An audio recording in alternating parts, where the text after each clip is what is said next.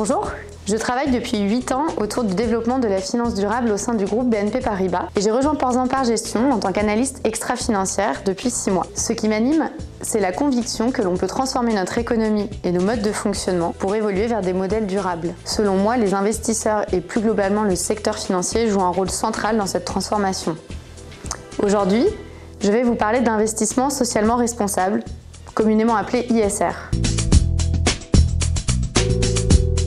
L'ISR s'applique à tout investissement dont l'objectif est de soutenir la transition de l'économie réelle, soit par le biais d'entreprises ayant de bonnes pratiques sociales, environnementales et de gouvernance, soit en accompagnant les entreprises qui font évoluer leur modèle, la gestion de leurs impacts extra-financiers ou encore leur niveau de transparence. En France, le ministère de l'Économie et des Finances a créé en 2016 un label ISR.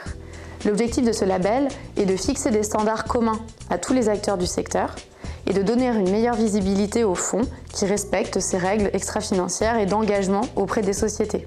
Cette tendance globale, pilotée par les pouvoirs publics et les régulateurs, a pour objectif d'orienter l'épargne des investisseurs vers une finance plus responsable. Pour le moment, il n'existe pas de label européen. On connaît les labels français ISR, Greenfin ou encore le label belge Faiblefin. Les organes de gouvernance nationaux, comme le comité du label ISR ou encore l'Institut de la finance durable, réfléchissent aux évolutions à donner au label afin de conserver des règles communes qui soient pertinentes dans le contexte européen actuel et qui répondent aux enjeux de la transition énergétique et environnementale.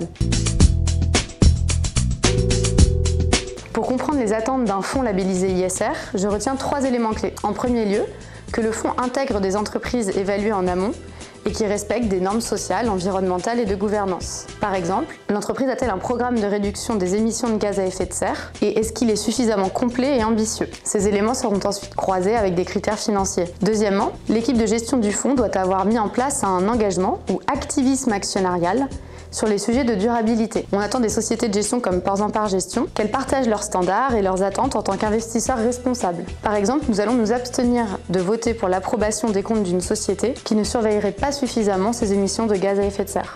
Enfin, les sociétés de gestion doivent rendre compte de toutes les actions menées en publiant des reportings, tant sur la performance extra-financière de leurs fonds ISR que sur les actions d'engagement auprès des entreprises. En ce début d'année, nous venons d'obtenir la labellisation ISR de 2 de nos fonds, Portzamparc Europe PME ISR et Portzamparc Opportunité ISR, ce qui porte à 100% la labellisation de notre gamme OPC. Demain, en France et en Europe, la finance sera au moins 100% ISR et le niveau d'exigence globale va fortement augmenter. Des nouvelles réglementations européennes imposeront aux investisseurs et aux entreprises des normes communes en matière de durabilité et de communication. Ce cadre européen ambitieux vise à lutter contre le greenwashing et mieux orienter les investissements en faveur de la transition. Avec cette nouvelle étape franchie, je dirais que Portzamparc Gestion avance sur des bases solides face à ces enjeux de durabilité. Si vous souhaitez approfondir ces éléments ou si vous souhaitez en savoir plus sur nos engagements, n'hésitez pas à consulter notre site internet et à nous écrire.